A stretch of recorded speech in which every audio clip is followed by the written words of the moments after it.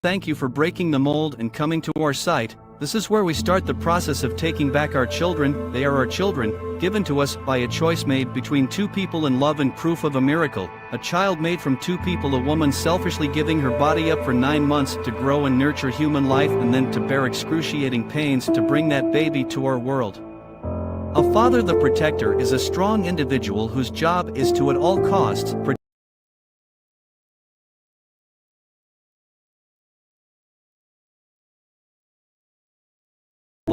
And we are just letting these demonize our lives, insult our roles as parents and take our kids, never faltering. Yes, we kick and yell, but at the end, the kids are still gone and life of emptiness begins. That sounds so un-American, but more so ungodly. He is pissed those kids are for our entrance to heaven and we are giving them away. Not anymore. It's time to square the devil in the face and take back what rightfully belongs to us, something that only our Maker can do, and won't if you show your faith. CPS is stealing children around the world for profits, and your government is with them. The system is rigged. You can be perfect in every way. We all were in our children's eyes. It won't matter. These are economically inside kidnappings. You need to understand that. True, there are times when intervention is necessary, but that is not who they target. So stop putting yourself down or someone you know who lost a child to CPS. Stand up or stand them up and fight. Fight like a bear would if the cub is trying to be harmed. Learn from the simplicity of animals, which we are far more advanced and way more backward. The children are the future, not a number on a budget report, not an estimated worth. They are our flesh and blood and made from a miracle. Now that you know what's going on, stand with us and fight so no other children will be used as slaves to the system that we are supposed to control. Shame on us. Time to make it right in your home in God's eyes.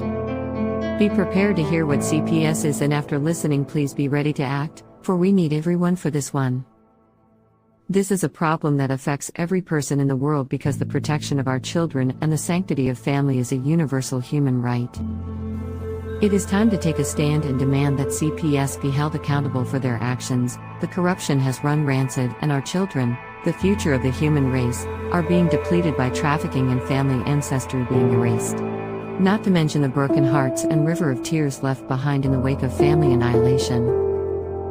Why? For what? Money. Money for the soul of a child, and this is determined by a person inexperienced in more ways than one, yet our system allows them to play God. What have we become as a society, when the cries of children fill pockets with riches and breaks hearts of family and we the people do nothing? How do we turn our backs on an issue as disgusting as this?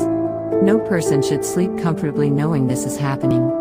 Children crying for their families while CPS employees celebrate their cash bonuses, high-fiving in the halls of justice. Think this is a lie? Look at Social Security Act Title IV and Safe Families Act. They promote the caseworkers to quickly steal these children from loving families in record times. And what did these families do so wrong? Most of them nothing.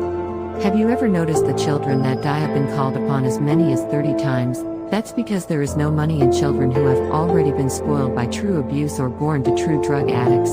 No one pays top dollar for that. The money is in the perfect blonde-haired, blue-eyed good family and upbringing. Yes, instant family. Just add kid for whatever price they ask.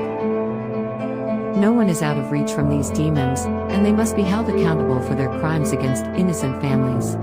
How are judges so freely letting children be erased from the heritage they are entitled to? They inflict on the family the same level of punishment given to a murderer or person society has to eliminate, as they are so wretched existence is no longer favorable. Termination of parental rights is the equivalent to the death penalty in more than one way. Think about that for just a moment. Do you know someone who has lost their children, and if so, is the death penalty a worthy and just punishment? That is on the adults. Why do the children then get punished as well? This system is itself cruel and unusual punishment. This is America. We don't treat living people in such heartless ways. For all this to happen, it's corruption from the ground to the White House. That is the truth. Together, we can raise awareness about the injustices done by CPS and fight for the rights of our children. There are so many of us affected by CPS corruption, yet we isolate ourselves in shame. Not anymore. AbolishCPS.com has been created to show with force what has happened to us is wrong, and we are not remaining silent. We are the parents of those children you have wrongfully taken. We stand to abolish CPS. Please stop the real abuse. Abolishcps.com. The children in our country are being made to be the victim of a situation they are not involved, and then sent to a foster home where they again are reintroduced to trauma of being the odd ball. Our courts are contaminated with young, inexperienced caseworkers and polluted with bribes, high-priced bonuses for speedy adoption of terminated parents, and judges who don't practice law with the Constitution in their sights. This is a problem. George Washington never thought of children as pawn in the game of freedom and American values, and never had he wanted to sell them. They were from his maker, his creator. Our children are being run down for no other reason than the profits being made in some way. Somehow these government agencies make money hand over fist day in and day out. They have you go to classes that they are billing for, and there is no viable reason for you to attend. Yet when you hear an update, CPS tells you that you're further away from when you started. Reunification is your goal, not theirs. And after you go through 12+ months of grueling, painstaking classes and meetings, all while getting the slimmest amount of time to visit your child, and even worst, you are always supervised, never alone again with your child. It's awful. How do they feel, do you think? Where's the outrage? Why is nobody standing up for these families being torn apart by CPS?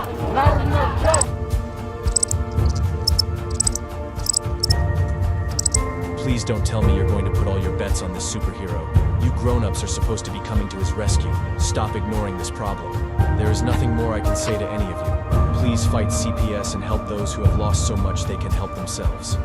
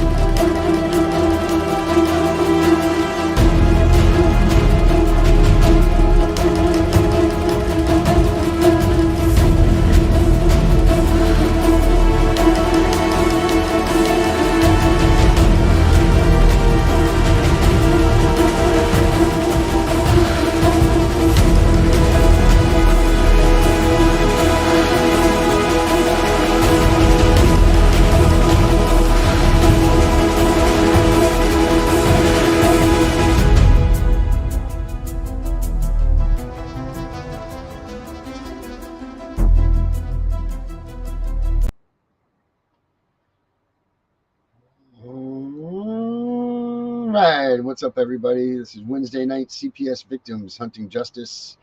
I am your host, CPS Punisher. Thank you for joining us. Like, subscribe, do all those things that we get to do to help us pass this program on.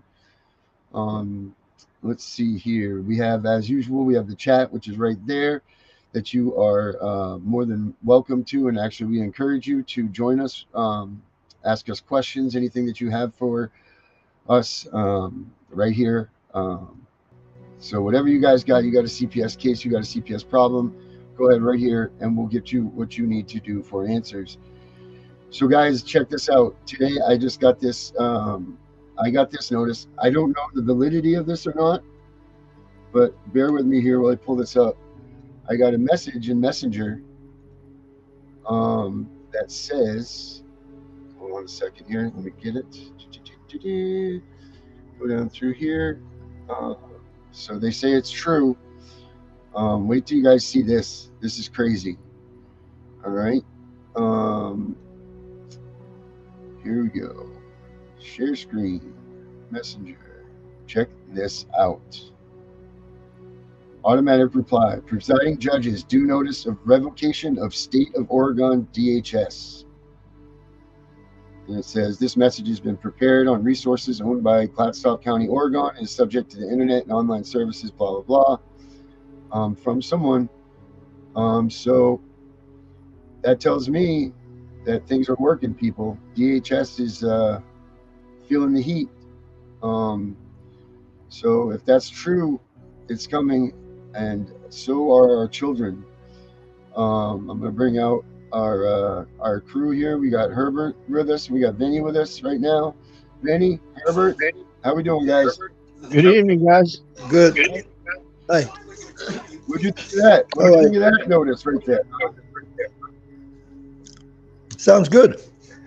Yeah, it does. Yeah, that's we just need that to happen for everybody. You know, that's what needs to go on there. Every state needs to follow suit with that. So that's what I'm thinking that's all about.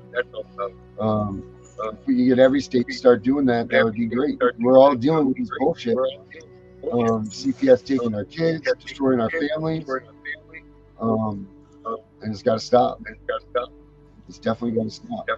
Herbert, man, you're echoing. Yeah, Herbert, we got reverb, buddy. You got you said you got feedback? Feedback, bud. Okay. All right, we'll see you in a minute. That's Herbert. Herbert's got the feedback. So Benny, how you doing, buddy? I'm doing good, man. I just All right. they told me today at my back specialist that I got arthritis in my lower back. Yeah, I got that. That's why I do this right here. You see me swinging back and forth? That's why I do it, man, because I can't stand for a long time. Yeah. It's a sucky thing. Let's see who's got Herbert back here. Yeah, it's a terrible thing. Herbert, we got him back. I don't hear no feedback. Here we go. All right, Roz is in the house. Roz. Good evening. Good evening, Mr. Ross. Nothing like working. Did you hear what I just said? Did you see that? What I just put up there? No. I came in with you hollering for Herbert. All right, watch this. And this has been checked to say that this is true. Check this out. Presiding judges do notice of revocation of State of Oregon DHS. Okay, I can't quite see that. What did you say it says? It says presiding judges do notice of revocation of State of Oregon DHS. Huh. Have to find out some more about that. Yeah, I've been looking on. That's the message from Ron Brown, the governor, to the judges, I guess. There's no message with it, but the person that sent it to me has verified that it is in fact true. So I'm looking for some of that right now. See if we can find that. But boy, wouldn't that be something? Yeah. But here's the thing. So even if they did that, what happens to the people that are in these situations like us, you know, like people that are missing their kids? I wonder what takes place. What takes place when you do that? If they If they found the judges were negligent, illegal, whatever, then they could reopen the cases. But I would think you would have to request that. Right. You know? I mean, because, you know, even in the bill that I've written that I'm trying to get finalized and pushed through for this next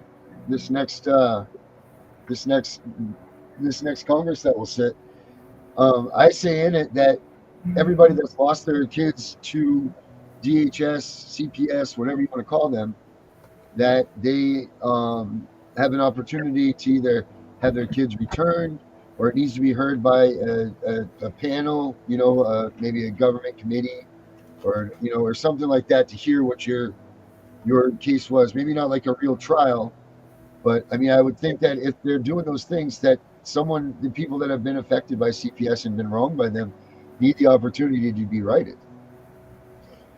Here's where the double-edged sword comes in. If it's been years and the children have been adopted out, whether by family or whatever, they won't want to uproot the kids. Stop touching my shit. Because it's always kids first. So they won't want to uproot the kids from what's, from where they're stable, their school, their home, they picked out the paint in their bedroom, whatever. Right.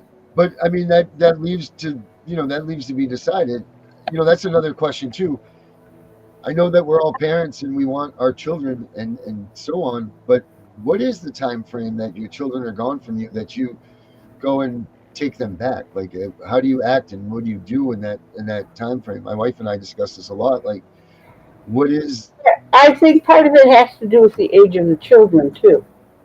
Right. Okay.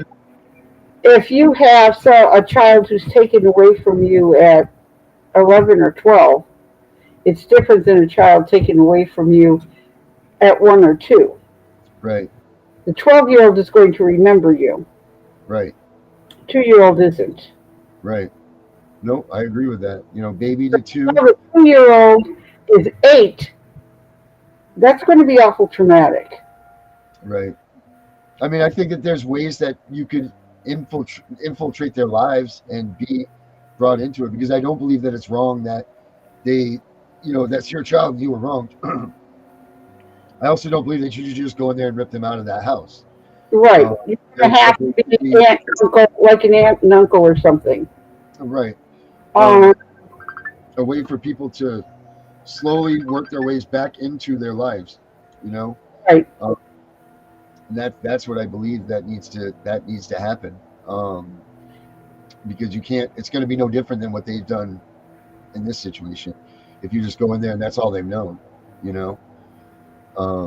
Many places have review boards, but I don't think the citizens' review boards are brought up to speed well enough. Right. Well, I mean, they would have a whole slew of papers on their desk too. So I got my motion for visitation set up. I just got to get it printed off and go have it notarized and send it out. Nice. Why do you need it notarized? I notarize all my documents. All right. Let's see. That was Mandy and Martin. I know that does that. Yeah, I do it for a reason, because none of their stuff has the state seal on it, and I make sure that the state seal is on it, because then it is a official document. It's an official, right? Well, the thing with the notary is you swear that the document is true. Yep. Right, so, but all of those are supposed to be under the guides of perjury, no? Yes. It's the penalty of perjury. And then what good is that anyway? Because we all know what they do. Yeah, they overlook it and overlook whatever. But I'm trying to dig into the thing about how to get the guardian ad litem fired for failure to do her job the correct way. It's tough to get a guardian ad litem removed. I know that for a fact, and all the reading I've done too, because that's supposed to be a neutral figure. That's supposed to be the representative of the child, right? They're not. And she's not. Of course, they never are. They're all hand in hand with DHS. You know that. Yep. That's it. That's where they're wrong. They are to be an independent investigator for the court, not for CPS. Right. But this one, in my account, this one is working for a CPS because they even covered her ass.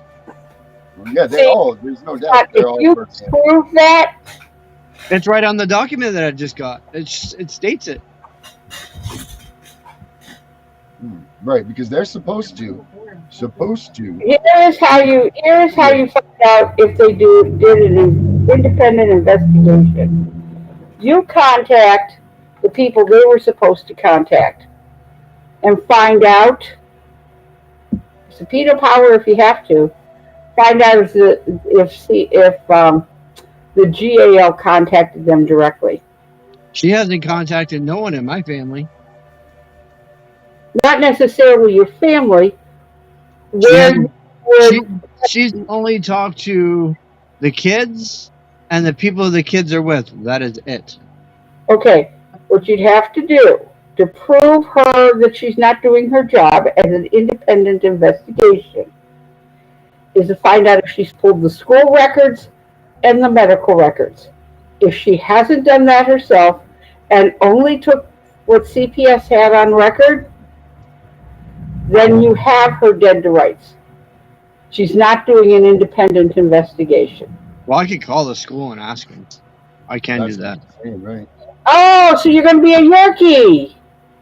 Yeah. Woof, woof, woof. Where's your pit bull? Nothing, nothing verbal. Right. I know. Email Yeah, only, I know. man. Email only, something in writing. But I'm also looking at this new thing that my friend from California just sent me today, where it makes you politically correct. Who cares? Right. I do. I want to have it done because it takes these cases out of admiralty courts. Okay, you just lost your case. Don't bother filling another paper out. Don't bother. You just screwed yourself. What caliber did you use to shoot yourself in the foot? Some cannon, right? So here this says this. Check this out. The new JAL laws and rules. This is for the state of Maine. Who qualifies? Only licensed professionals who take GAL training and placed on the roster by CJ. Mandatory duties: interview child and parents, partners in home, investigate, write a report, and appear at trial to testify or assist the court.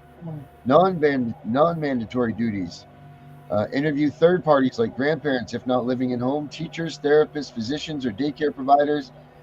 Obtain and review records from other sources, attend mediation or other court proceedings before trial, recommend therapists, psychological evaluations, or other service providers. Then it says law and practices for GALs. They are not inspirational, but defines immunity and ethical protections for a GAL. So no means no unless judge orders. If you intend to file for a GAL, do so early. Use it or lose it. Magistrates, judges must justify appointment based upon needs of a child and financial capacity of parents in a non-Title 22 case. Understand the difference between the investigation and recommendations by a GAL and how a judge may view the roles. Bend, don't break. Bad tactical strategy and worse outcomes for parents in court. Providing data to GAL within the scope of the AO is not the same as lobbying, hence the admonition above. Is not the chance to disrespectful or theatrical for clients. Your audience is a judge, not internet ratings or client kudos. Which she's getting client kudos from fucking CPS. And it's right on that paper, and I can prove it because it states it. Vinny, did you understand what I was telling you a minute ago?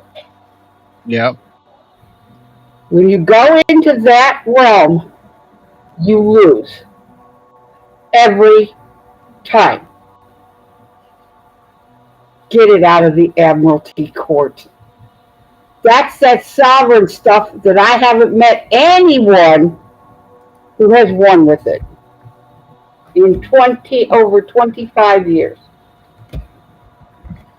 Yeah, I don't know. My Person friend's who's getting this great advice.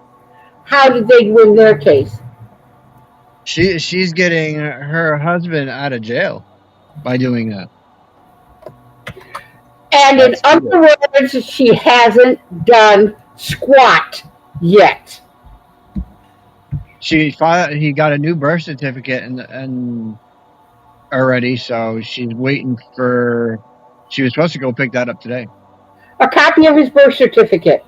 Whoopee. If you were to write to the state of Ohio, you could get a copy of mine.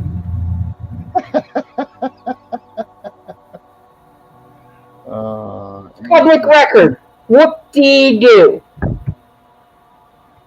Has nothing to do with that.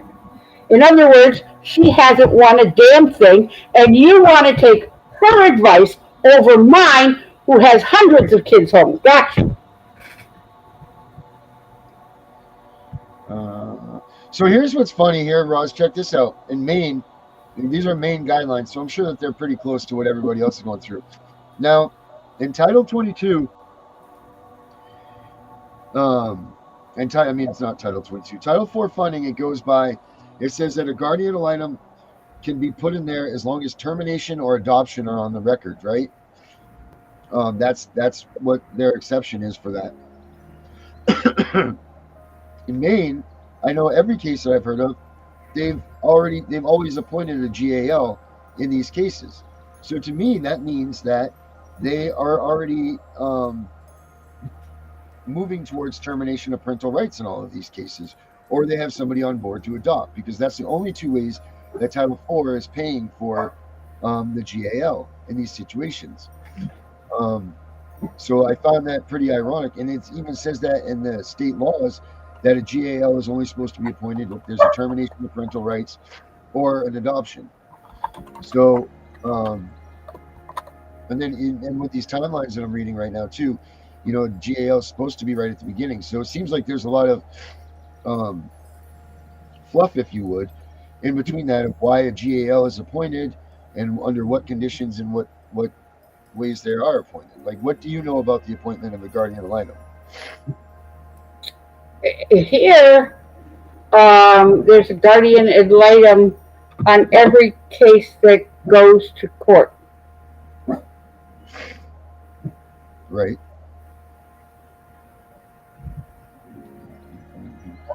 The appointed guardian ad litem for the child in the court. Okay. Now, in a private custody case, some of those things you mentioned would be taken into consideration. Okay, so yeah, all right. I'm trying to look here. To address practice and performance of guardian ad litems for children. The phone hush. Timing. All right. So any motion for appointment of GAL should be filed no later than the conference with the court following the first scheduled mediation session. If mediation is waived, 60 days after the first conference within the court. Motion for appointment. That sounds like private custody. Right. Yeah. This is just their new rules and laws. That's what I'm looking for here. The reasons for late motion could not have been anticipated at a point when a timely motion could have been filed. Matter of harm, best interest of the child. All right, so this says the appointment will not unreasonably delay resolution of the matter of harm or the best interests of the child in achieving clarity in parental rights and responsibilities for the child. Person appointed to the court serve as GAL as this court agent. It says a person appointed by the court to serve as a GAL acts as the court's agent as an entitled to quasi-judicial immunity for acts performed within the scope of duties of the GAL. A quasi-judicial officer, GAL. What's that? Quasi-immunity, not full immunity. So what's quasi?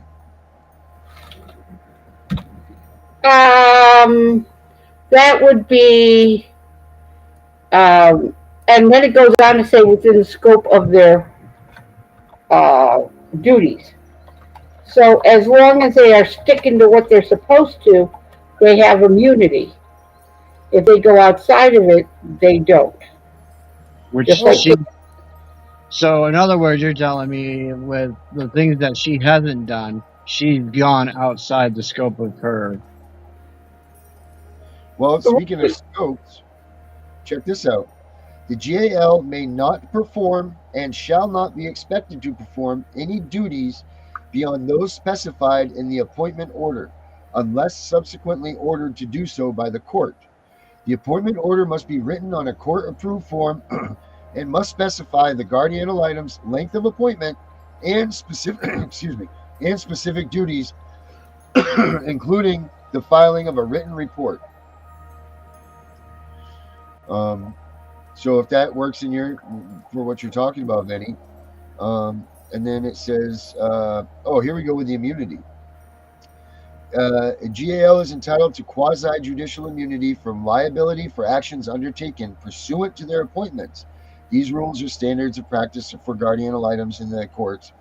It says judicial immunity protects the GAL from civil liabilities for acts performed within the scope of the GAL's official duties in the event that he or she is personally sued. A person serving as a guardian ad litem under this section acts as the court's agent and is entitled to quasi-judicial immunity for acts performed within the scope of the duties. Right. So, And she hasn't performed all of her duties, so therefore her immunity is nothing.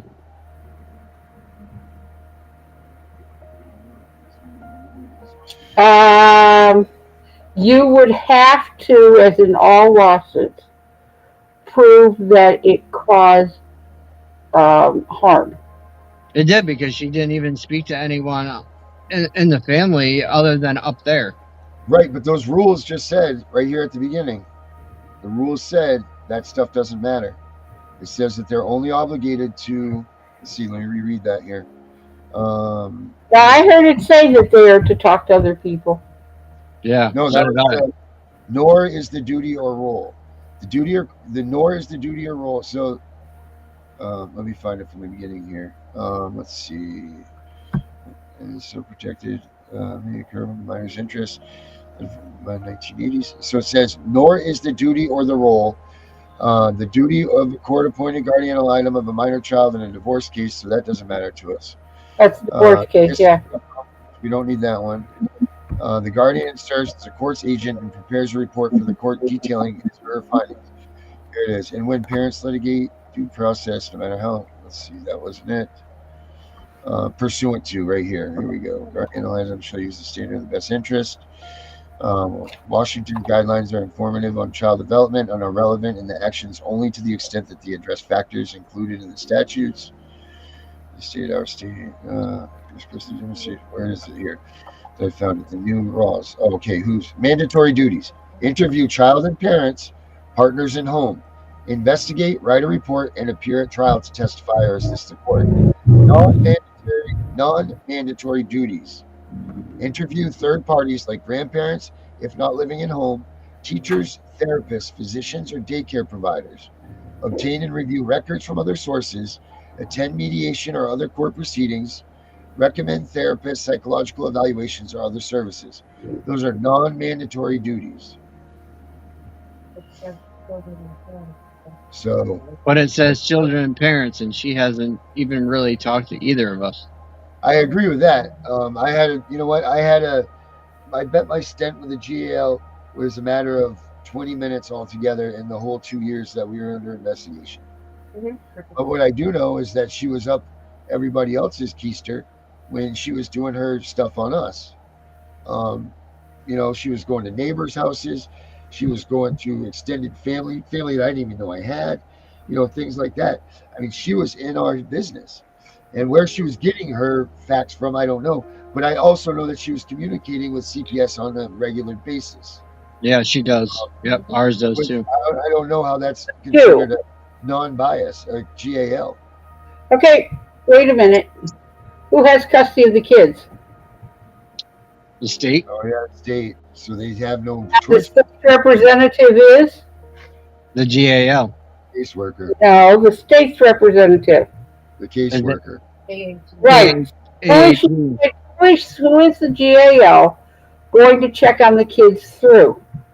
The caseworker, the person in charge of them.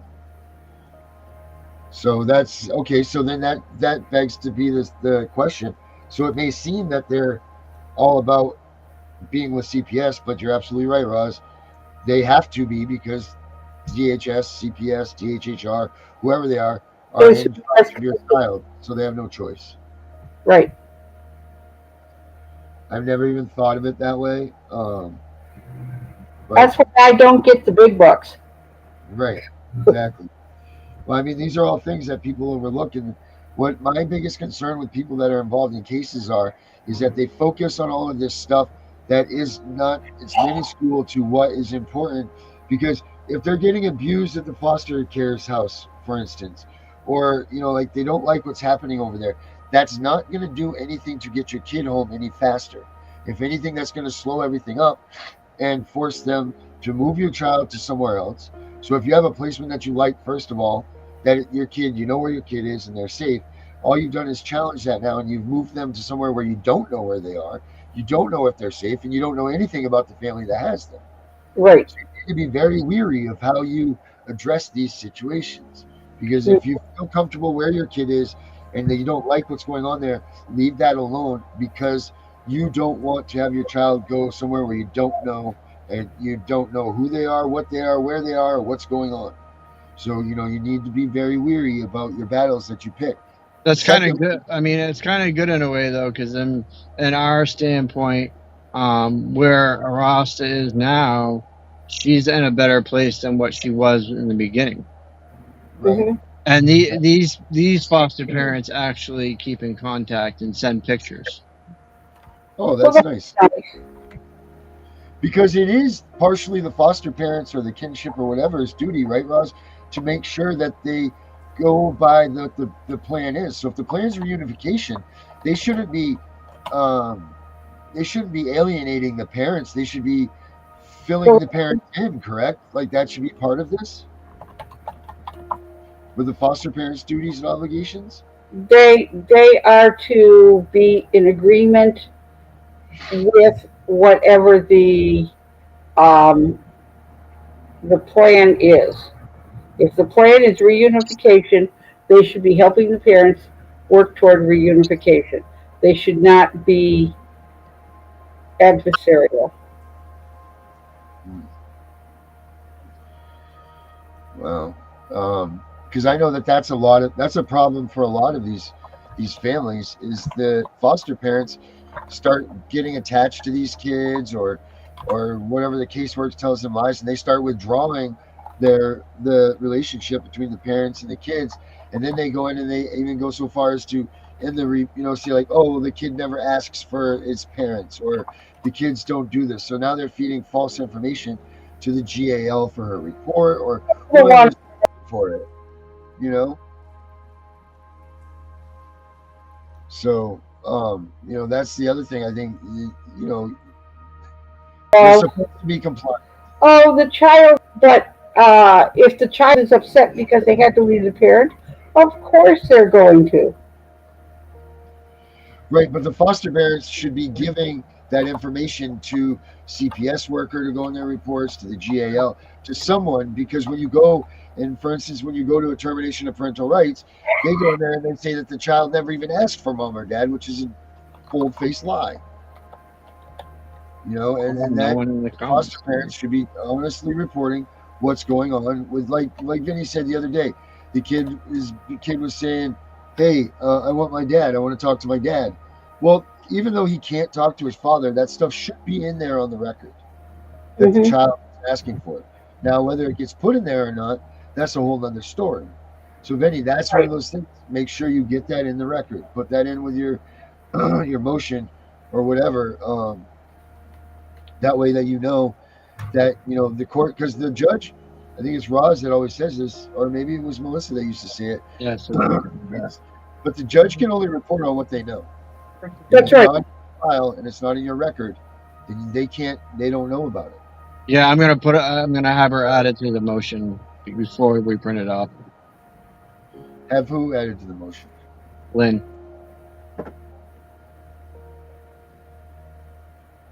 Okay, I don't know who. And always remember, when you send in motions, you got to copy everybody. Oh, I keep a copy. I keep an extra copy, and it stays in a file upstairs. I mean, when you file a motion, CPS needs to get a copy, the GAL needs to get a copy, Attorney General. or else it's ex parte and it's useless. Right. Now, did you yeah, you have them all CC'd in that, because the clerk of courts is pretty good up here. Well, you're in a different place than I am. I know Matt, which is the clerk of courts down here. He's very helpful, and he makes sure too, Vinny, that you put your fee waiver in there. I've never been charged a fee at all. All right, well, put that in there. Put that. I'll send you a fee waiver. You put that on there, because there is a fee that goes with this that they're supposed to charge you. Because not an indigency form, that is correct. Right. Yep. Because you were supposed to charge. Please do. Yeah. I'll have, because I have the state of Maine one here that I'll send to you. It's okay. But that ensures that your stuff gets paid for and that it gets done properly, and they're not right delaying anything, because it's awful to have a motion just sitting somewhere because you didn't know that it had to be sent or whatever. Well, they signed for the one that we sent out a couple days ago for the motion for dismiss, so they signed for it. Well, they signed for it. Oh yeah, we had it certified. Is it your responsibility to send it to everyone, or does the clerk do that for you? The clerk up here does that for us. They copy it and they send it off to all the parties. Yep. Okay. Boy, they're a lot more helpful there than here. Yeah, I would say, because they're not. I mean, they do it for you, but with the proper documentation, like a fee waiver, for instance. No, they had never charged, and all my stuff has gotten to both my criminal case and the CPS case. So that's well, good. I'm glad that so far so good. Unless you're going to get a whopping bill from them all of a sudden at the end of all this. Not only are you, you might. Right, they might be collecting it and then just going to give it to you at the end. Yeah, get a hold of that. It's either called a pauper form or an indigency form. Yep. And get that filled out. I'll send that to you right now. Let's see. Save this. Let me get out of here. I'll get that fee waiver form for you. But I attach them to everything that I possibly can. Anytime I'm sending something to the court, I attach a new fee waiver for it, and then that way you're just ensured that your stuff is going through, because they'll send you a receipt copy of it, say that your fee waiver was accepted, and then they move forward with whatever they're doing, whatever you're asking them to do for them. It's better to, just get yourself all set for sure. But I'm also gonna, in the meantime, I've already talked to my case manager, and he's looking into possibly transporting me to Augusta so he can be there when I go to get my file. Oh, that's cool. That's real cool, man. So that's good that they're helping you out, man. That's really nice. It's a stressful enough time. Trying to see here. Herbert, what do you know about a GAL, man?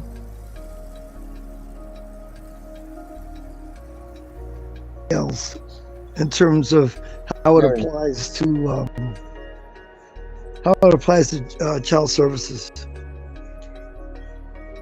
Yeah, I was just wondering what you know. What you have? Do you have any information or any takes on what a GAL does? What their job is? Any questions about them? No, anything not in like terms that? of child services. Criminal stuff. I mean, obviously they're not. How it deals with criminal matters, yeah, but not with child services. Yeah. I'm assuming that they're somewhat similar, but whatever. Actually, no, I shouldn't even assume that. I shouldn't assume that at all, because that makes the ass out of you and me, right? When I assume. Trying to look for a video here that I had once on the GALs and like what they're kind of goes by a list of what they're responsible for and so forth. It's a pretty good 2 or 3 minute video that is some good information to have. Yeah, like I said to you guys at the beginning, please like and subscribe if you guys are watching us right now. It just takes you a second and it helps us out tremendous. tremendous way. It opens up a lot of different avenues of things that we can use and so on. So if you guys could remember to do that, we would greatly appreciate it. So let's see here. Let's see, GAL responsibilities and CPS cases. You can tell. You can tell what day it is because there's not many people on tonight. It's hump day. Let's see. Let's see. How to prepare for child custody evaluation at home. 3 reasons people lose custody of their children in family court. Guardian ad litems. We speak for children. Let's see what this lady has to say here. Well, that's a 30-minute interview. We don't want that. What is a guardian ad litem and what do they do? Good evening, Carrie. That's the most. We don't want that. Guardian ad litems. Definition. Guardian ad litem. Things to avoid. GAL home visit video. All right. Oh wow! Like this. This is cool. This might not have anything to do with that, but let's check this out.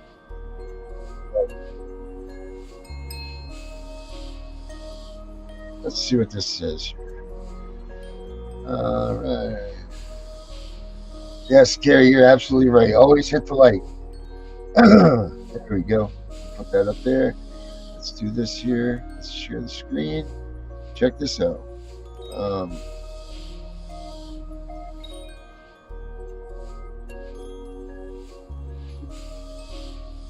Yeah, this is what we call a shared parenting.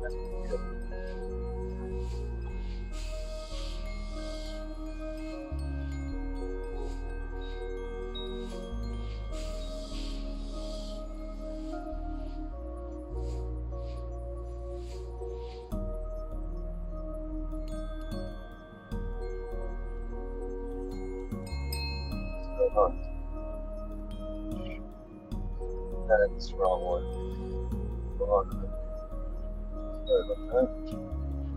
Sorry about that. Wrong one. CPS. Let's see. CPS. GALs. Carrie, how are you doing tonight? Good? GALs. Let's see. CPS GAL conflict of interest. There we go. Let's see.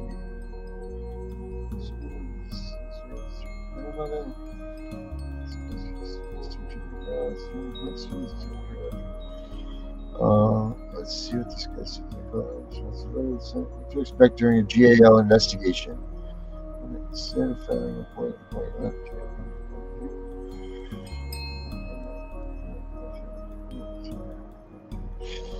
what we'll focus on expectation report points. All right, there we go.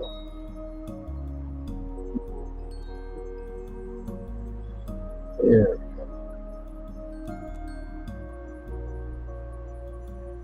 Appoints a guardian ad litem, the court will issue an order called Order of Appointment of Guardian ad litem, and this will provide you with the name of the person who will be the guardian ad litem for your children. The Order of Appointment of Guardian ad litem will review different issues such as who will pay for the guardian ad litem and what the division of the costs will be. Sometimes this could be 100% payment by one parent. It could be a 50-50 split. It could be a 25-75 split. It will be based on a division that the court thinks is equitable after reviewing each parent's circumstance. Once the court issues the Order of Appointment of Guardian ad litem, the Guardian ad litem's office will receive the order of appointment and will process the next step. The next step will be for the guardian ad litem to send out an initial introductory letter. This will usually explain the guardian ad litem's fees and policies and also provide the parents with each a questionnaire that they will need to complete. The initial packet will also usually include a guardian ad litem stipulation that will be a contract between the guardian ad litem and the parents and will be submitted to the court for approval. This can review various issues such as the payment of the fees, what each party is responsible for, the hourly rate, the retainer amount, whether or not the guardian ad litem will have to submit a motion to exceed the statutory fee limit of $1,000 on the guardian ad litem investigation. The guardian ad litem stipulation can also review other issues, such as whether or not there will be charge you with some of these confidential CPS fees? conversations between the child and the guardian ad litem.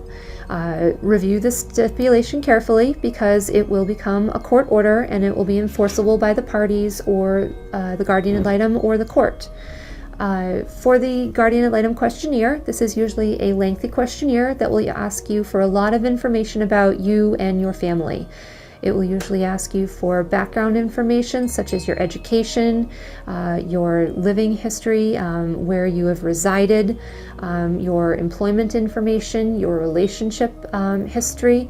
It may also review various things such as drug and alcohol use by either parent. It could review issues such as the child's teacher, who the name of the teacher is, the pediatrician, a mental health professional. It will also ask you to provide for references, and these are important information to get correct. They're not necessarily going to be just character references. You should choose people who have observed in person your parenting of the child or children, or is aware of some of the disagreements or the issues and has firsthand information. A good person to put in the reference might be the child's teacher, so that the guardian ad litem can review with the teacher how the child is doing in school.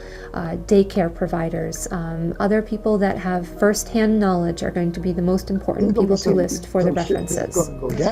After you've received this introductory packet, you'll return it to the guardian ad litem, and once the guardian ad litem has the payment and everybody's paperwork, the guardian ad litem will proceed to the next step, which is usually an in-office interview separately of both parties. It will depend on your specific guardian ad litem, but most guardian ad litems will want to interview you alone. This will not be an interview that will include the children, spouses, or other people, but you'll want to check with your guardian ad litem to make sure what their specific preference is. After you've had the in-office interview, the guardian ad litem will usually then conduct a home visit, which means that the guardian ad litem will go out to your home, meet the children, meet any significant others or spouses that you may have living in the home, and get a feel for what family life is like in your home. If you're having supervised visits, the guardian ad litem may instead go to the supervised visitation center instead of doing a home visit to observe you interacting with your child or children. Once these parts are complete for the investigation, the guardian ad litem is going to reach out to other sources such as teachers, doctors, references, other people who may have information about your case.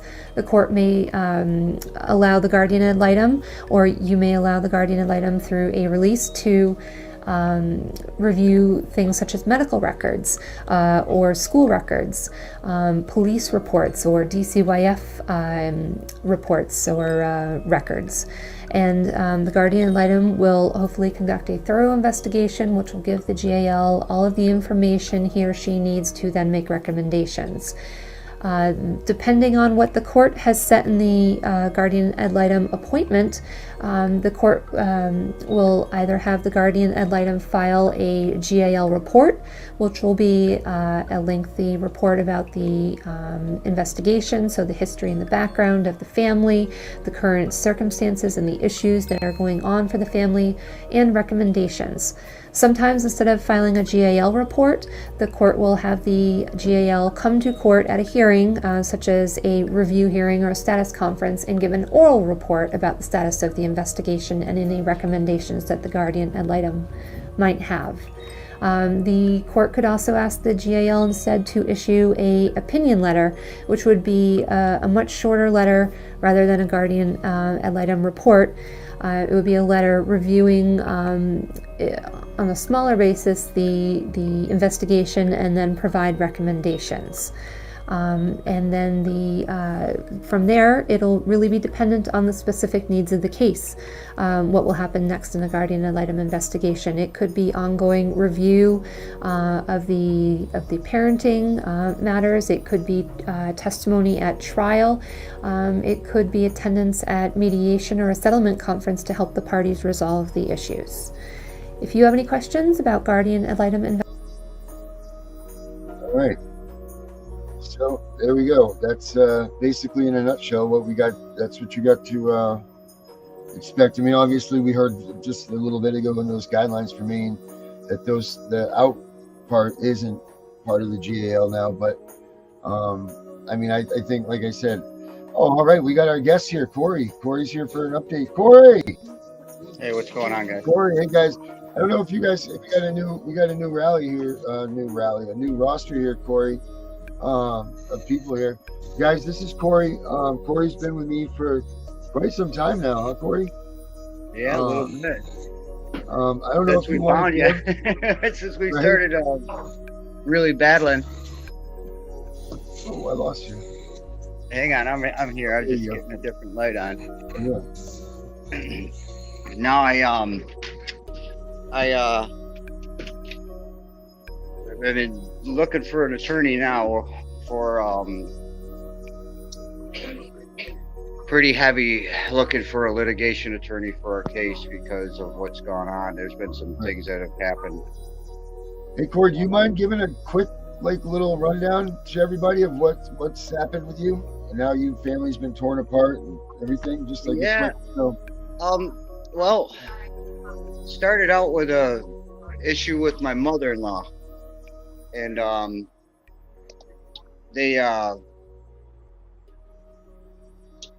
she's a ER nurse for 40 years. She's retired now, but she and I didn't get along, and so basically she caused a lot of this. Brought the police in, what happened was I got into a fight with her husband when he was drunk. I ended up having to call the police on him, and that's kind of what started all this. And she got CPS involved. She fed him a bunch of pretty sick info. So they just hung right onto us. They knew we were doing well. My wife and I we remodel homes, interiors, kitchens, baths, stuff like that.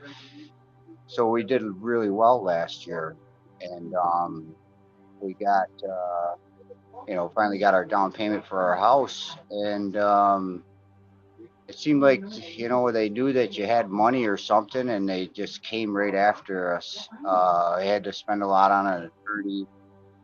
Finally just went broke on it. On our fourth or fifth attorney now, but now it's come to the point where they're using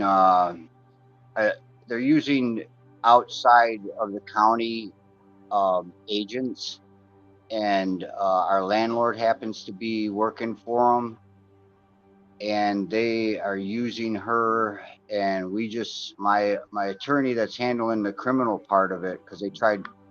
I mean, they've arrested me and everything over this, and I don't even have a criminal record. I've never been in jail or anything, and they are trying to go that route with this landlord, and they removed me from the home, the whole nine. I mean, it just bogus after whatever they could get a hold of. And so Vinny's in kind of the guy, Vinny, right above you, Corey. He's kind of in the same situation as you. I mean, I don't know if you want to put out there what went on, but you. Yeah, no, for real. It's wife and I got into an argument, and they went to the school, coerced a statement out of my daughter, and my daughter obviously told us that she didn't say the things they said. That it was all lies. I still to this day haven't read the statement because I know it wasn't factual, but how old is the daughter? My daughter, she's right here. She's 11. She was what, Okay. 9 at the time? Yeah, she was 9 years old at the time, Okay. and so she basically was beside herself. She won't speak to any of them at all now. She won't Good speak a girl. word to them, huh? Right.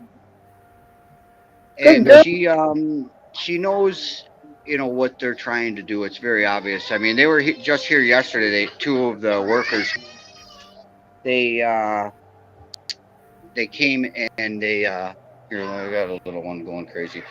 Um, they came and had just asked a bunch of questions. Basically, just try to provoke me into an argument because they know I'm a But you firecracker. just got home, right? Like you just got back into your Yeah, house, I've right? been home a month now. He's been gone for a Right? year, correct? Yeah, about a year. I was out of my house. I was living with my brother, just visiting, able to visit. I mean, that was even all whacked because they had me labeled as some psychopath, right? Terrorist. And I'll admit I got a hot temper. If it comes to my children, there's sparks will fly. And that's all it was. When the workers came in and they did what they did and terrified my kids, I got mad. So I I um I had to go through that. That tore up my girls. We're very close, all of us. I mean, I got a 1-year-old, a 2-year-old, and my 11-year-old, and we do everything together. It was really hard on them. Changed them a little bit. I mean, things are getting back to normal, but it it put us in a spot where like my business failed. I mean, it's like we just started that up a year and a half ago, and we're doing great. And it's just I had 2 vehicles. We're ready to buy a house. Now we're like down to 1 vehicle. We're living in an apartment that's charged way too much for it. The landlords one's a CPS lawyer and one's a CPS worker, I guess.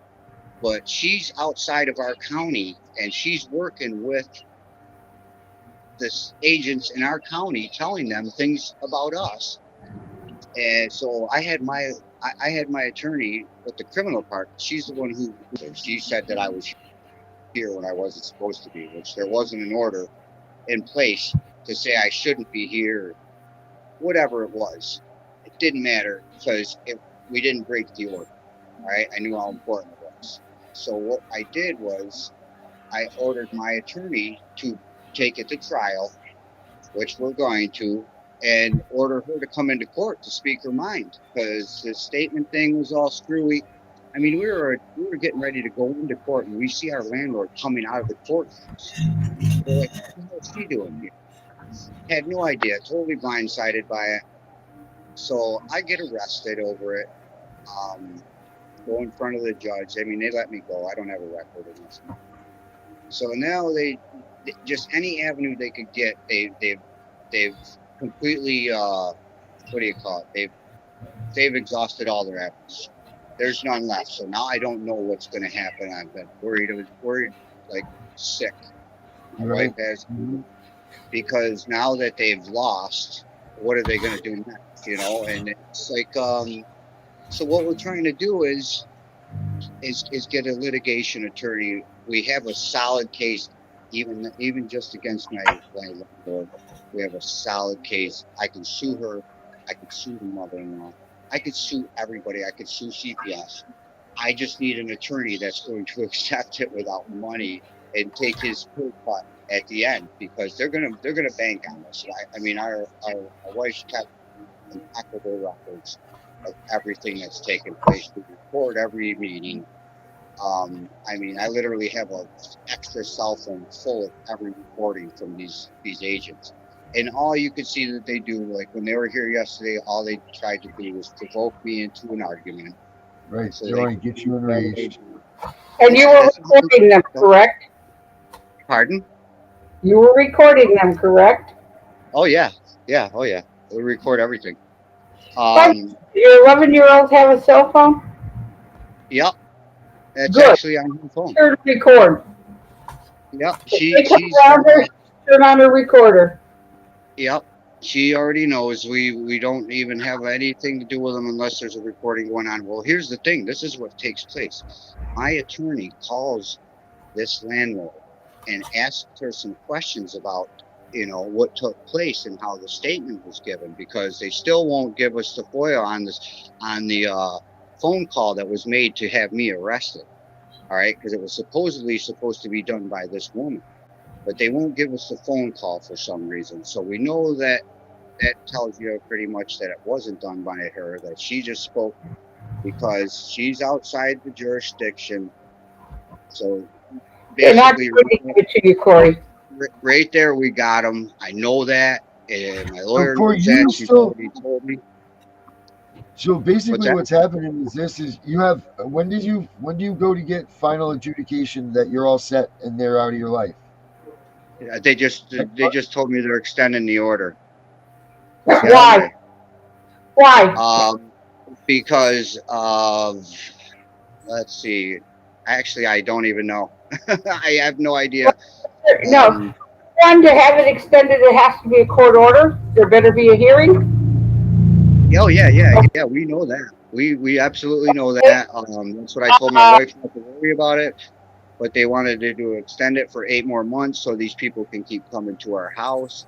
And I'm like, no, that's not going to happen. no. That's why it's so imperative I get a hold of the. I mean, I've been like tirelessly, my wife too, looking for an attorney that will handle our case because it's so vast. I mean, it's big. Are It's a you big also case. in Maine? Pardon? Are you also in Maine? What No, state he's are you in? where are you? I'm in New York. We're in New York, uh, Western New York, like between Buffalo and Rochester. Okay, I used to live in Rochester. Yeah, I me lived there too. for like 6 months. I wish I was still there. I promise you that. I wish I still lived there. My family's all from there. Corey. So they're extended your stuff for 8 more months. Did that Well, the judge know they're that? gonna try to. They're gonna try to. I honestly don't think the judge is gonna allow it. Um, on based on whatever they're coming up with. I don't know what it would be, but um, all I can say is they, like I said, they know they've lost. The woman, when she spoke to me yesterday, you could see that she was really trying to provoke an argument. Right, she's trying to get you hot headed so that you flip out and get some sort of reaction out of yes, you. and I didn't. I totally kept it cool and was Good for you, smiling. man. Told him to have a nice day, But I I know what that's their only angle now. Um, in they can't. Well, this thing with the landlord here is terrifying to us because we don't know if she's going to you don't. I mean, these people can say anything. This is a landlord and she's an agent, so she could be, she could basically go and say anything. But what what That's not right, man, because you're in your own home. Like you should be privy to the privacy of that. listen, I know. after my attorney called her, she was at my house within an hour and just barged in and wanted to talk to me.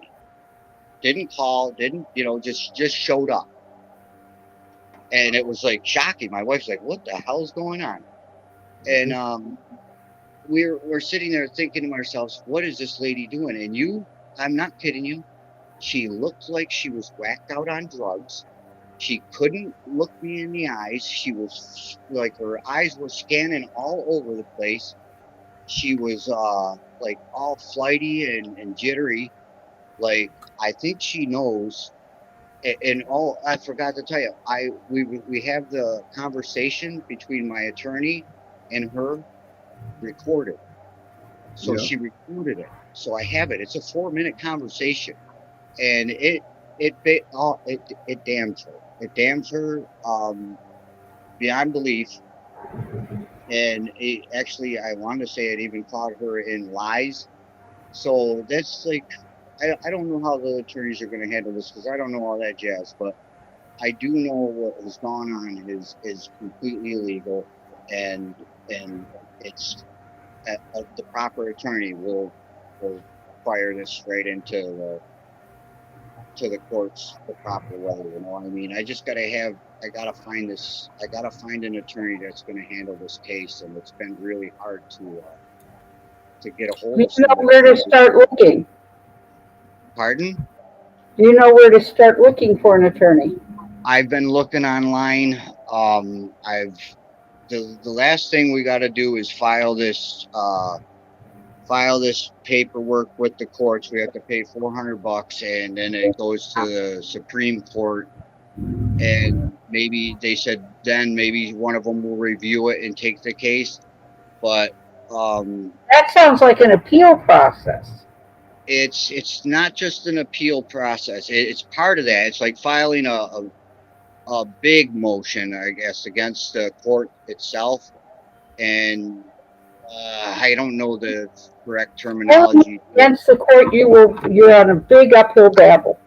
But if you want to sue children's services, I got a. So that's what it sounds like. That's what I'm saying. It's It's $400 is multiple. a registration fee for a federal court case. Is usually what that is. I'm pretty sure that's what it is to file in the federal courts. $400. Yeah, it's a federal thing. Yep, you're right. Right. So that's going to be a whole different game than to keep your CPS case. Like you need to stay in the game because you still have the CPS investigation going on there. You need to get that closed up before you should even be thinking about moving into that federal right? Because they're not done screwing with you. Right. No, they're not, and that's just it. I just want them to leave us alone, and I would like to get some of the money back that we lost because they've violated. They have the civil rights that were violated, the HIPAA rights that were violated, all documented. I mean, they've lied under oath in court. It's impossible for them to violate HIPAA. Huh? Right. You have to be a medical professional to violate HIPAA. You have to be a medical professional? Yes.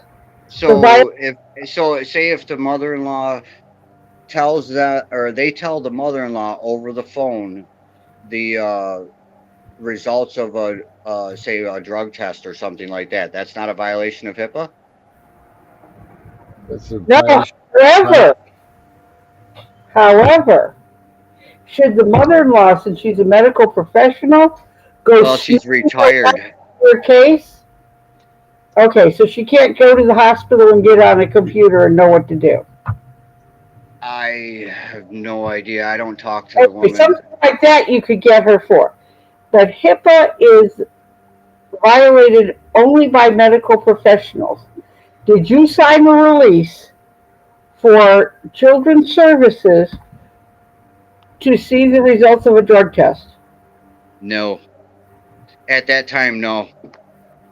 They ordered you to do the drug test? Yeah. Okay, then that'll. I just did one today. You have a problem, but not HIPAA. Okay? The problem is, this is to be a confidential case.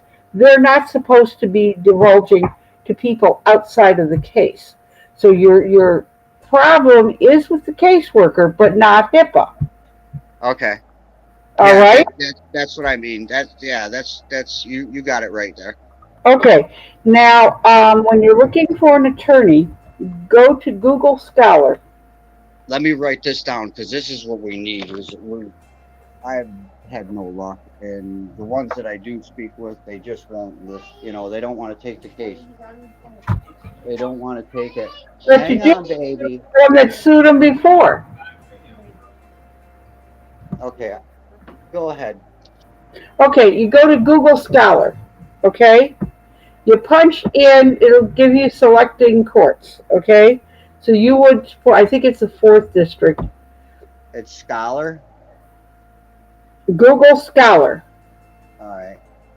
Okay, and that will bring up. You type in the name of your children's service agency. Yeah. Okay, and you choose your courts, which would be your district court, and you can put in dates, which is a good thing. Choose like from 2020 on. and you look for cases where Children's Services has been sued, and you look at who the attorney was. Now you Okay, know who's not afraid of them. that's right. Okay, that sounds good. Okay, I've that's never how heard you of look that. to find an attorney. Now I have a couple other pieces of advice for you. Is your 11-year-old currently in counseling? She's completed it. She had to Want go and then complete it. want her back in. The more that you can prove that they damaged her, the bigger the college fund. Yep. Yeah. Agreed. Okay. Well, that's not a problem. It's a horse ranch. She loved it. It was cool actually. Not through the school. That's low She's an level honor counseling. student. She's an honor roll student. She's like perfect in school. No, I thought you said she had a counselor at school. There was a counselor at school, but they didn't do nothing. This school's a Yeah, joke. I'm talking about a regular therapist. Right. Like, No, And you probably wouldn't hurt to seek a trauma therapist either. yeah. okay. Yeah. No, that's a good idea. Good idea. I like that. Getting your Um, evidence together. Shane, You and your wife also need to be in counseling for your PTSD from Children's Services. Yep. I'm currently I see a counselor next week. My wife currently is in counseling. We're all in counseling. Awesome, because those people will be your witnesses. Yes, I do know that. I'm not gonna lie.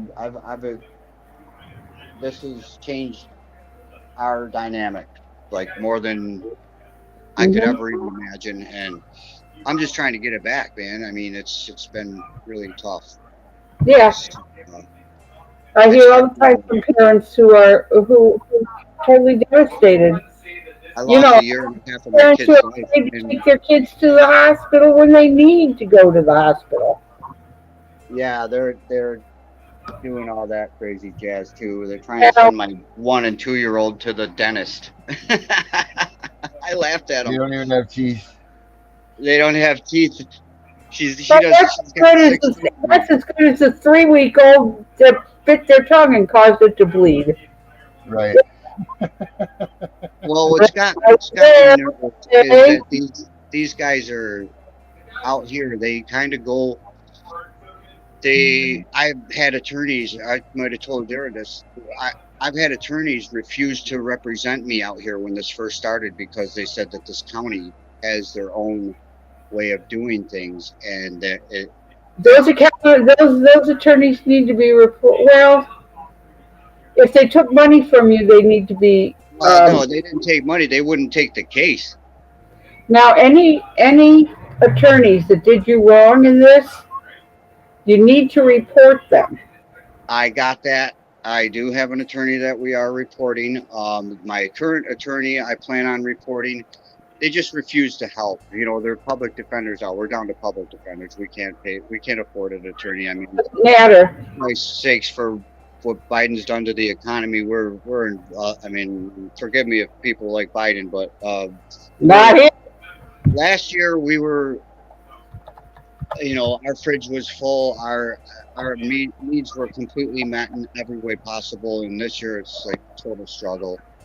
I mean, but obviously we had solid work, and you know, we just completed a huge job. We made a lot of profit. And now I'm down to my, furniture remodeling, because I haven't been able to, just with all the stuff that you have to do. I mean, how can you start? I can't go start a job in somebody's house right now. I have to go to 6 appointments a week. My wife too, my kids. It's just insane. They expect you to have a life, and you can't even function. Period. I mean, Are these all these appointments? Are the ones that Children's Services is making you do? Yes. Does your case plan state that you must maintain employment? Not yet, but that's coming. How long have you been in this? Almost 3 years now with this current situation. Yeah. And you don't have a case plan? I don't even know. A case plan. What's that? A safety plan? They had a safety plan. That's how to remove me from the house. Okay. We're on But the second deal they give you. And now they're trying to extend that. We had an ACD, a 1-year ACD. 4 days before that ACD was up, one of the workers came here. She had a black eye. She was high and stoned on drugs, smelled like marijuana. Came here and said she was signing off on the case. Everything was good. She went to the school the following Monday, got that statement from my daughter, and they extended our case a year. I mean, we know what they do. We know how they get paid and all that. And now they're trying to extend it even longer.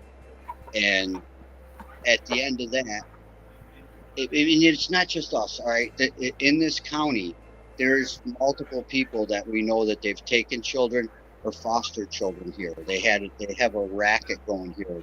It's huge, and they're making a lot of money off it. So I just need some. No. Children's Services does not make a profit. However, foster care agencies do. Well, however they're doing it, somebody's making money because ours is all gone. I mean, it's just attorney. Yeah, the attorney, we paid him, and he quit midway because they set it up to where there was a conflict of interest, and I still owed him. I think. How did they say it was a conflict? You know what? I never got a bill from him. He never asked for the money. He never sent anything. He just bounced. What did they say the conflict was? Huh? What did they say the conflict was? Because they had separated me from the home. So we would have to have separate attorneys. Oh, yes, you do. Yep. So he couldn't represent either one of us because of it, and he walked. Okay. I don't know if that's a bad thing or a good thing. What I think is he was actually paid off because he never asked for the rest of the money. No. They always have to have. You always have to have separate attorneys. Reason being, okay, you have to know this. I've said it many times in here. These guys are sick of hearing it. There's only one reason and one reason only that there are rules, regulations, laws, procedures, all of that. Somebody got stupid. Okay? That's the only reason any of that was ever made. If nobody got stupid, nobody think about writing up the law, regulation, rule, procedure, whatever. Okay? Now, the reason you can't have one parent represented by one attorney, both parents by one attorney, is one parent screwed up. Okay? Whether they went off the deep end or whatever, okay? And only one parent was qualified to take the kids back. Okay? So they always have separate, so that if the case needs to be that the kids are only returned to one parent, that can be done, and the kids can stay at least with one parent. Yeah, that's how they did it. They always do it that way. That's nothing new. It would be a conflict if one guy tried to do both, and let me tell you, it's a good thing that you got rid of him, because if he took that,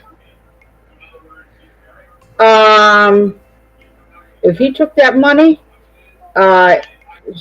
he really didn't know anything about the system. Well, he was when I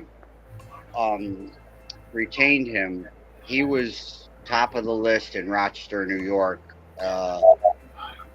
He had very good credentials. He should have known he could not represent you both.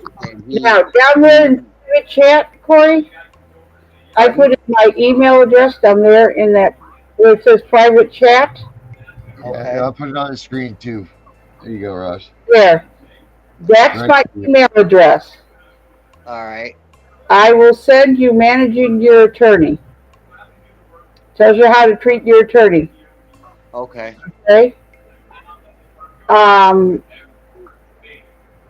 So you and your attorney can start off on the right foot, and that was done because of court-appointed attorneys. Yeah. Yeah, the Okay. ones we have now they're both the public defenders we have now are basically just they lay down. They don't do nothing. Yeah, you know they're not going to do anything. Then here's what you do. Next time you communicate with them, you have the complaint form with the bar or your Supreme Court, whichever your state does it, the blank form, and you just attach it to your email. You don't say anything about it, you just attach it. And you give them their instructions. Whatever it is you want them to do. But you attach that. And that is passive aggressive for I will get you. From the bar. You get a complaint form. Yeah. Okay. All right, yeah, I was gonna I was speaking with gosh,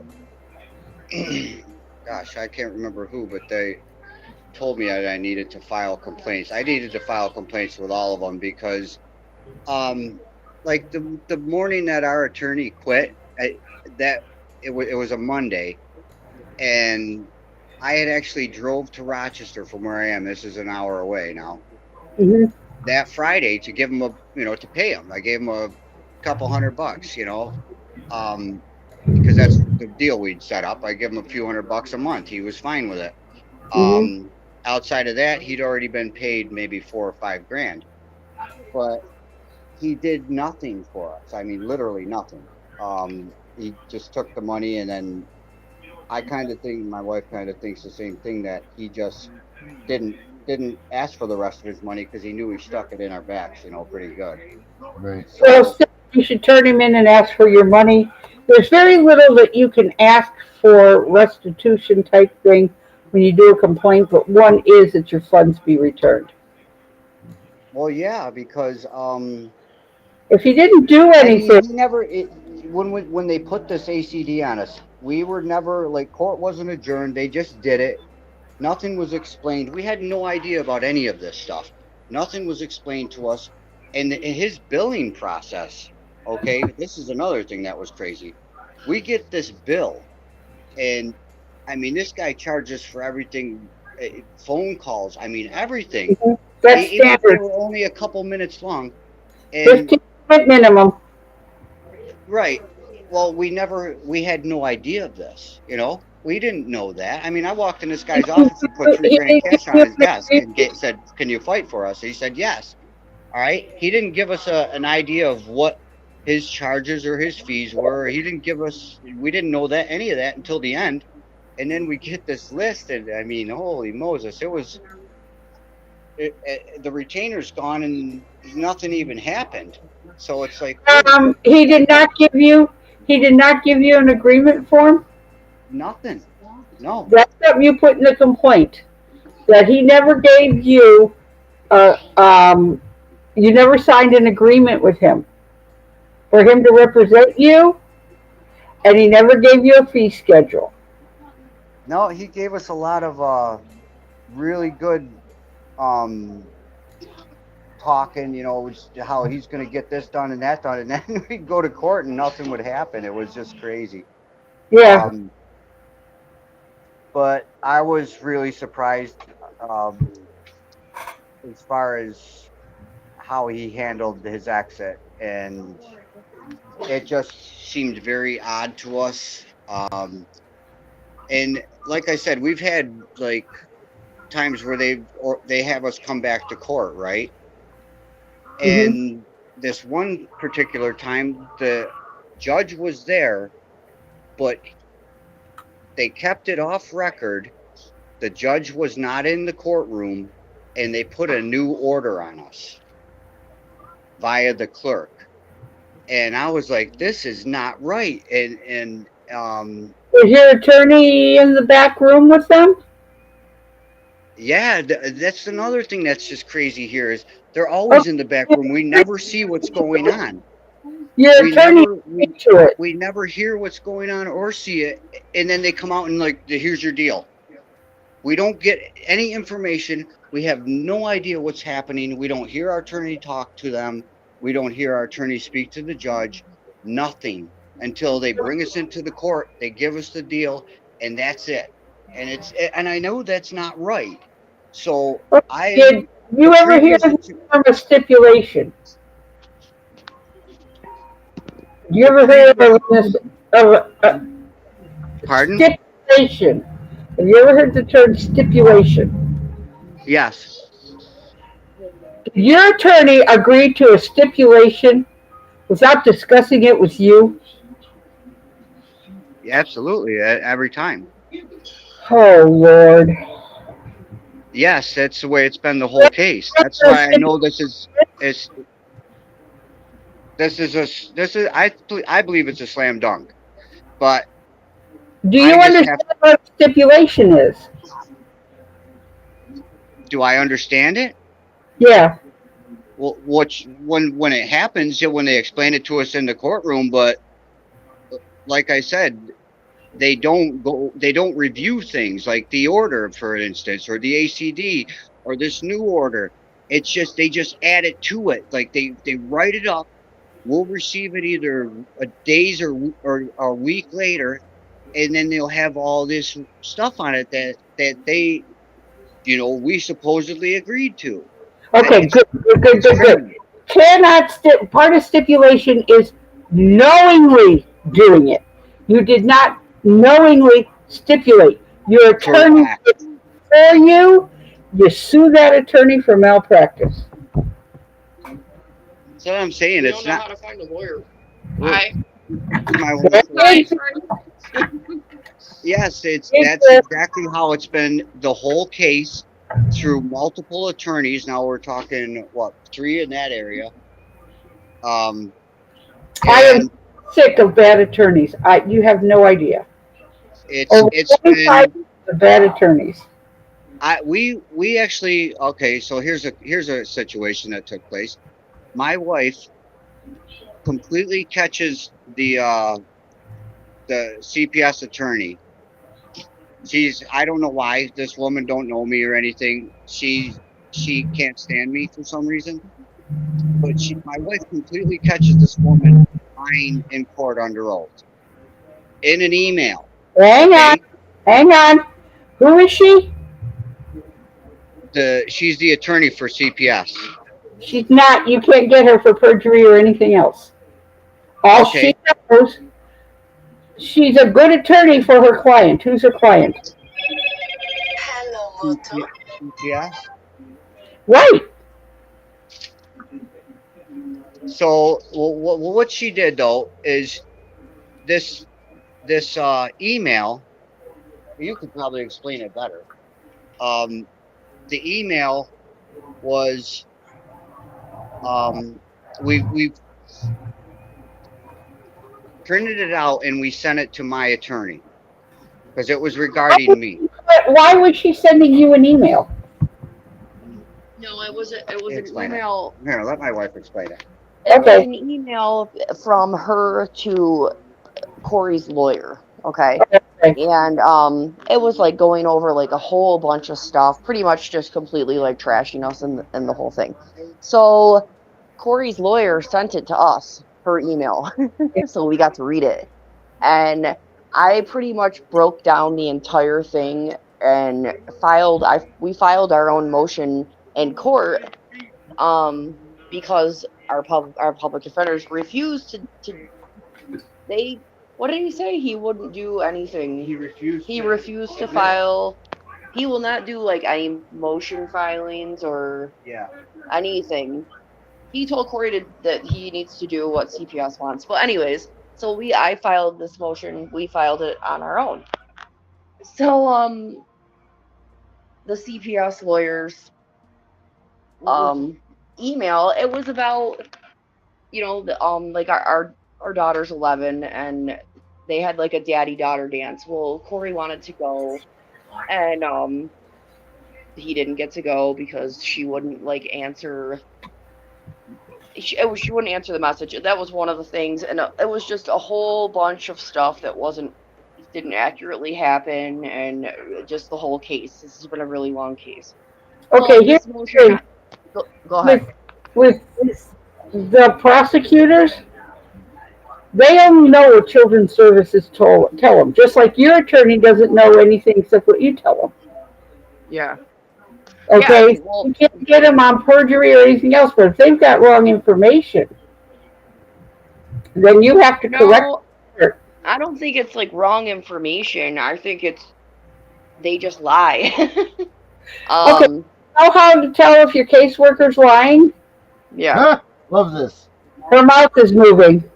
Yeah, I know. And I said it's funny because this is like the fourth caseworker we've had, and like our one we had just retired in December. They gave us another one we had for what, a month, and she broke her leg and never came back. Now we have this other girl who knows nothing about us at all. She comes here yesterday. The file. It's so annoying when you have these people like coming to your house. They don't even have any kids. It's like you're talking to me about I have 3 kids. You don't even have any kids, lady. You know, it's so. Yeah. Oh, I told my blood pressure is like going through the roof with these people because I've just had it. We've had it. I just said I don't have any more in me. They've like ruined our life. They've taken all of our money. I mean, I can't even imagine having to deal with these people any longer. And you can't sit back and be like, okay, well, we're almost done because like our ACD is up September 8th. And what does ACD stand for? Well, what it is they have him and I with each with one neglect charge, which it's bullshit. We don't neglect our kids. We got in an argument and it just exploded into 20 pages of lies. I had to stop reading the report they wrote because I was gonna murder somebody. I was so mad. But an ACD is the crappy deal that they give you with like 20 things that they want you to do. Parenting classes. Okay, that's case plan, Corey. That's what I was asking you. That's the case plan. Right. Yes. Okay. So, on that case plan, anywhere, does it say you must maintain employment?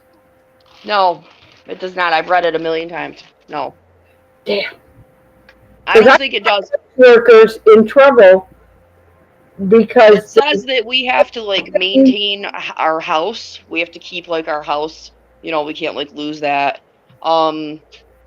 We have just shit like that. We have to like be able to. That'll do, because if they've got you doing all kinds of stuff during the day, during the working hours, they are not breaking the case plan. I know, but Corey and I, we were self-employed. I know, still there. I mean, and they made him leave our house for over a year. Like, we were doing great before this happened. Yeah, he was saying. We're not now, and it's like, they have the audacity to come in here and be like, well, are you going to put your car, my car's not on the road right now because I'm broke like everybody else is. Right. And it's like, you people are the reason, it's like we're barely scraping by. They just let him come home, and now it'll be like, you got to get a job. You got to get a job. You know what it'll be. It'll be one thing after the next. But if they're making you guys go to all these things, yes, right, hours, you can't have both. Yep, I know. Okay, you make sure that that's on there, because I've gotten many a caseworker in trouble over that. Well, I mean, it's just the whole thing that we even have an ACD. They got us on like the most bogus violation a year ago, which is a whole nother super long story. And over a year, and it's either got to be fixed by now, or it was never there. It's right. That simple. Well, and now with the ACD, if we it's a year long, so it ends September 8th. If we each successfully completed it, did everything they wanted, which we have, then they drop our charge. Okay. So we've done everything they wanted. I mean, this is just, it's like shame. I'm like ashamed of myself to have to lower. We've had to lower ourselves this much. We're not bad parents. We love our kids. Yeah, is this on a criminal side or a CPS side? No, this is all CPS side. Okay. We had some weird. Do you want me to tell her about our landlord? Yeah. We had some weird thing happen though. Like, okay, you get this. This is crazy. Our landlord, right? We find out that she's like a CPS caseworker for the next county over. That's what he was saying, yeah. Holy shit, right? What are the odds of that? Pretty good, apparently. I can't even no. And then we live upstairs. It's like a 2-apartment house. A 2-family, yeah. Yeah, we've been empty. This house has just been us the entire freaking 2 years we've lived here. They just moved these people in downstairs. The guy works with her. He's a we have a freaking CPS worker living downstairs from us right now, working with her. So anyway, yeah. Oh yeah. You have and they smoke so much freaking pot. Oh my god, it's crazy. Can they even do that? It comes in out the window into my bedroom window. It's not legal in New York now? What's that? Is it legal in New York now? It is, but I looked it up and it says that if you work for like 100% drug-free work zone, you can't do it. And you have to have a card here. You have to have a card? Yeah, you have to have a card, but I mean, that's like a position of, I would think that that's probably a no-no, but even so, I heard about something college coming up with when they were pushing for it to be recreational here in Ohio. I said I didn't want it to go through until they had a curbside test like they do alcohol. Yeah. Okay, and that to me makes sense. Somebody told me that they were coming out with a wipe.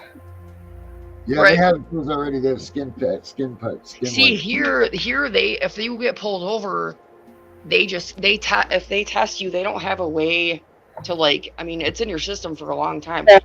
So they're nailing everyone. If you don't have that card, and you smoked once. Oh man, weeks ago. It's New York. You cannot sit at a red light in Cleveland, Ohio, without getting a contact buzz. Yeah, well, my 1-year-old is in the probably getting a contact buzz. My 11-year-old now knows what pot smells like, so that's just great. Now she can watch out for it. I know. She's like, Mom, it smells so bad. It's like every night, but she needs to do. She doesn't like talking to caseworkers. Yeah. Next time your caseworker comes over and wants to talk to her, she should tell him. I know, right? They're smoking pot. Right. But my landlord. So back,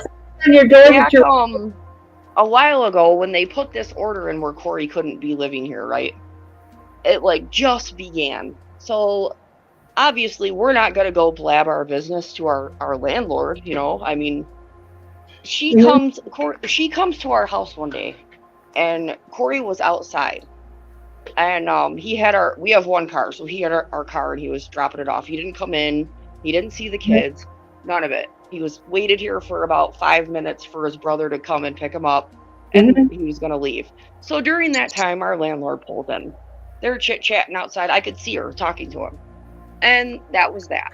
So about 5 weeks later. As long as they got your card, there's nothing you can do. Yeah, 5 weeks later, my husband has no criminal record at all. He gets arrested because this lady waited 5 weeks to put a statement on him. How she found out any of our business, we didn't know. And she got him arrested for violating our order of protection, right? So this has been going on. You've been in court for this. Protection, not just the case plan? No, they filed an order of protection where first you couldn't be here at all, right?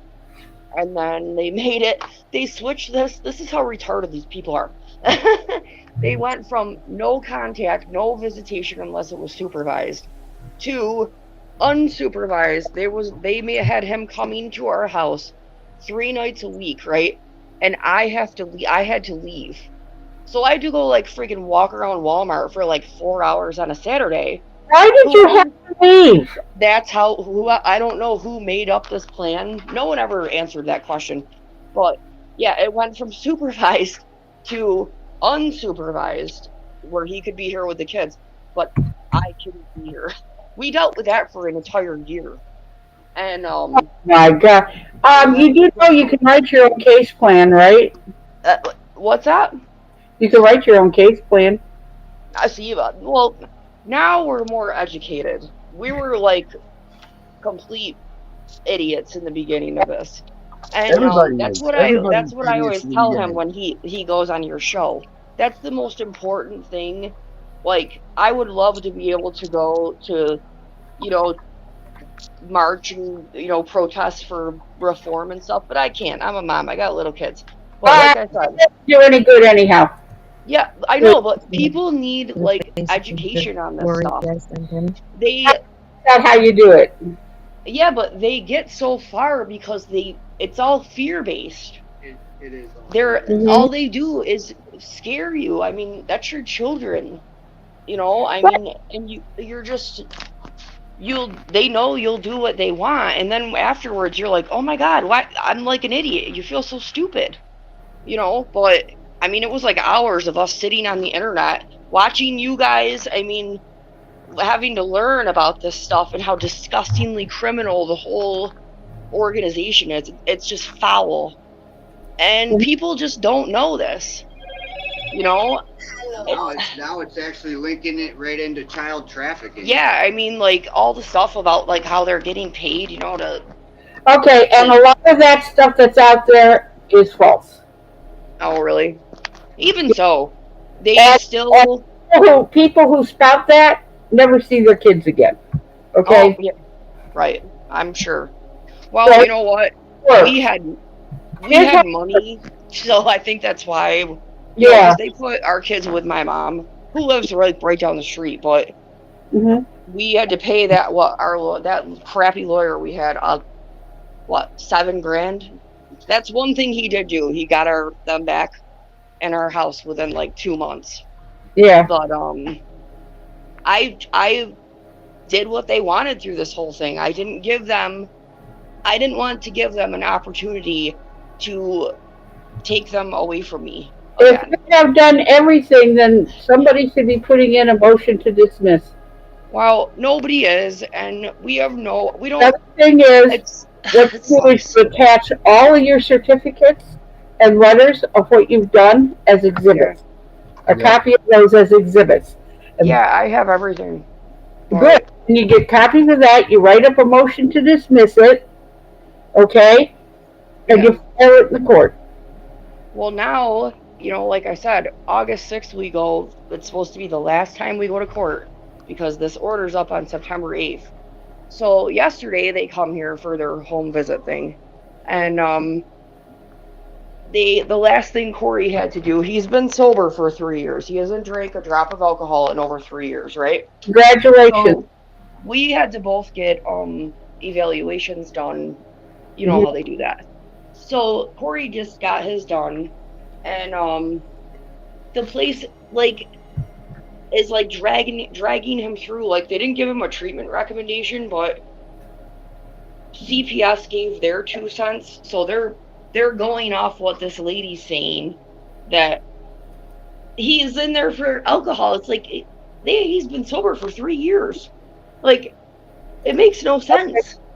So yesterday they come and dropped the bombshell on us. They're filing for an extension because of that. Okay. Until March. Okay. The alcohol and drug place that did the test, they have credentials. Okay? Yeah. And you match credentials.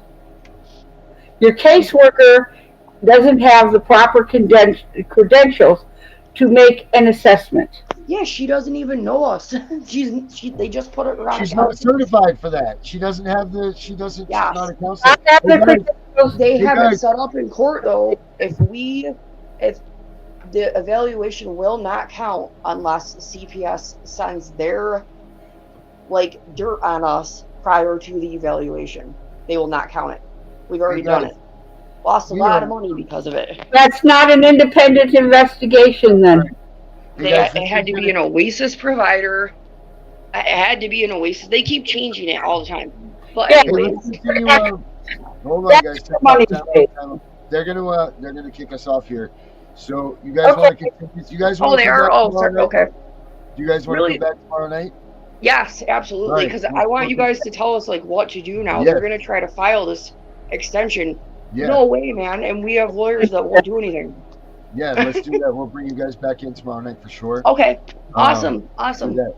But Okay. you guys want to join us for the last words? You guys want to put in your last words? You know mine is all the same every night. Love your kids more than you hate your caseworker. That's right. Vinny,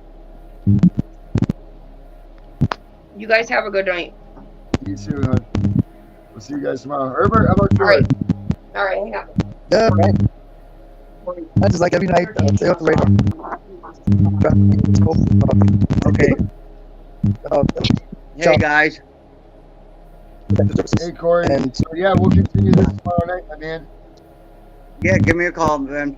I'll be All out. right, we'll see you guys, I'll be doing we'll see you guys tomorrow night. All right, you guys take care. and avoid Vinny, that motion looks good, by the way. Yeah, it does. avoid being on the radar. Herbert, For child protection services, and understand and learn about child protection I don't services know what's as going on. it is associated with the court system. I don't know what happened to Herbert there. His stuff wasn't working. What the hell happened to him? I don't know. Roz is out. Vinny, last words for you, buddy? Keep fighting the fight. Don't give up. And let's get rid of this Title Sounds 40. good to me, my brother. All right. All right, guys. That's it. We'll have Corey and his wife back tomorrow night. Extended show tonight, which hopefully no one minded. Yeah, let's just stay tuned for more of tomorrow night. Keep CPS out of your life. I'm CPS Punisher. I'm out of here.